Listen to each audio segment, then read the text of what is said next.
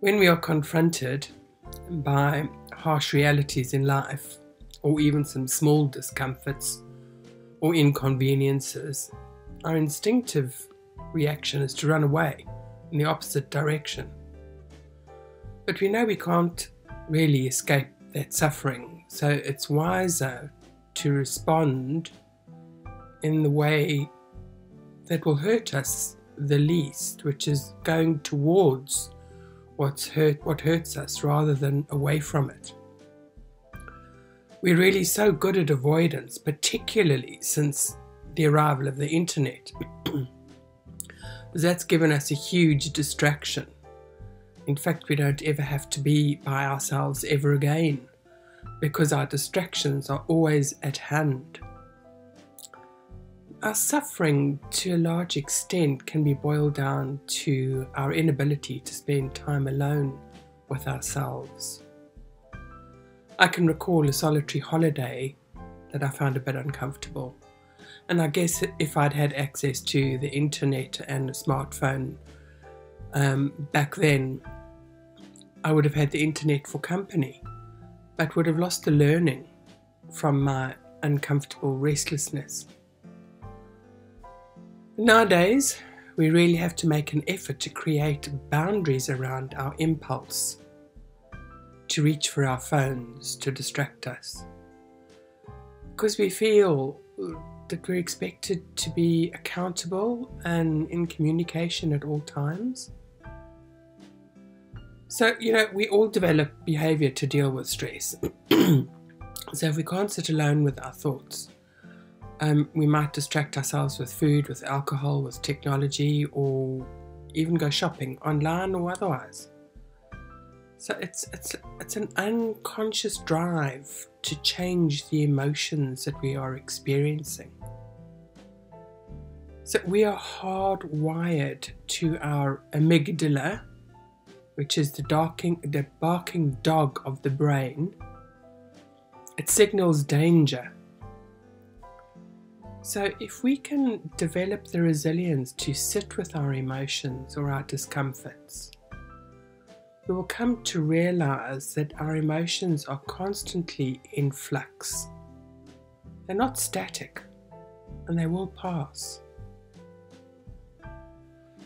We live in a culture where no one wants to be uncomfortable for 1 second. We center our lives around consumerism and convenience, and we're constantly trying to transcend any discomfort.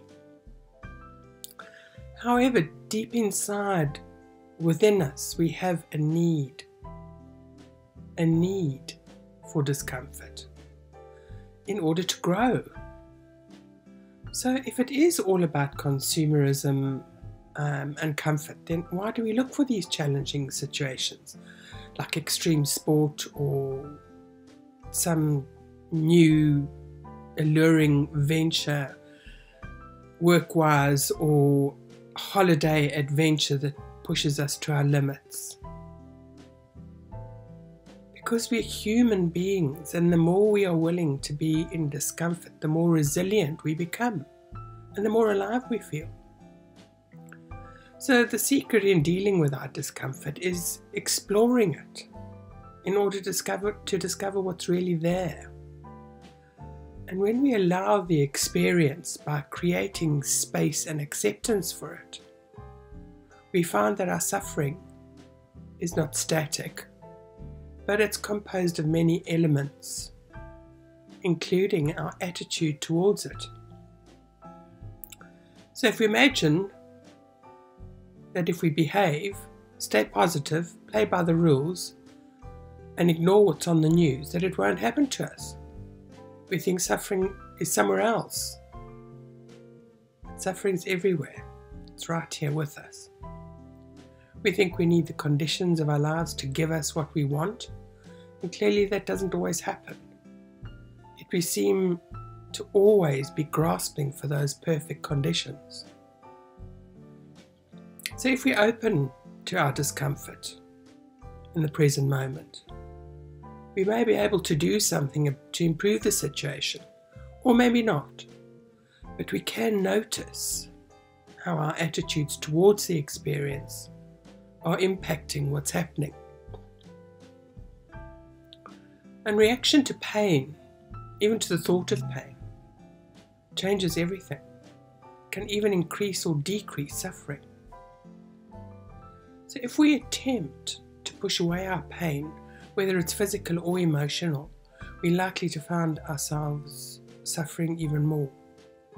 So when we open to it and inquire into it, instead of trying to push it away or deny it, we can see how we might make use of it in our lives. And we can only be saved from our discomfort by accepting it, by taking responsibility for our part in the story. So when we see the gathering storm of our habitual tendencies, we can pause and create a gap. We can stop and take 3 conscious breaths and allow space into our state of mind. Pausing and creating this gap can transform every single day.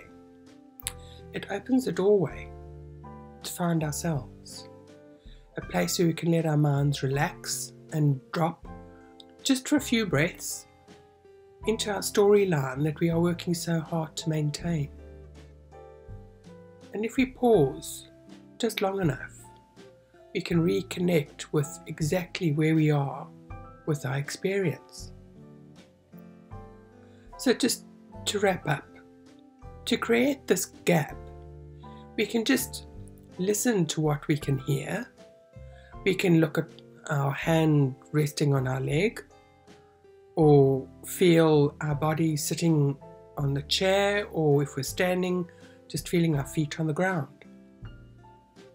We can just be here instead of being not here and reaching for our favourite distraction. Or when going out for a walk, pause frequently, stop, listen, or stop and take 3 conscious breaths. How precisely you create the gap doesn't really matter. Just find a way to punctuate your life with these thought-free moments. Punctuate, create gaps, because as you do, you realize how big the sky is and how big your mind is.